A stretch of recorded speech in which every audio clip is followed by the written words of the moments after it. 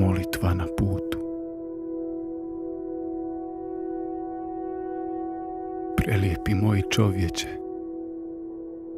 kada bi se samo vidio kakvog te ja vidim, kada bi samo progledao šta si sve mogao učiniti, a nisi, svojom dušom, svojim mislima, svojim rukama.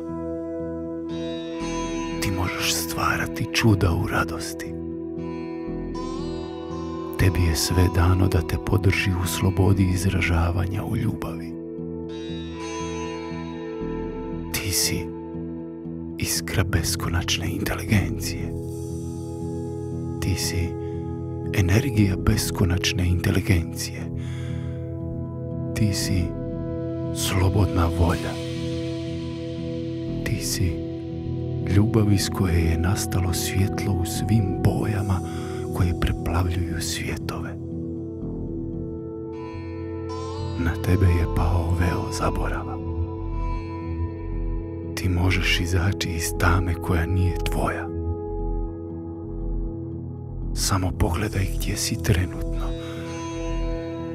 i da li si to ti. Pogledaj, da li osjećaš sve to od čega si stvoren i šta ti pripada.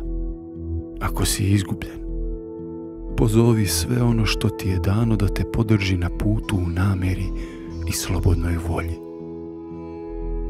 Vrati se sebi.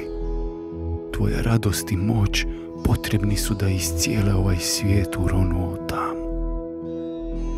Tvoj smijeh je infuzija za tugom inficirani svijet.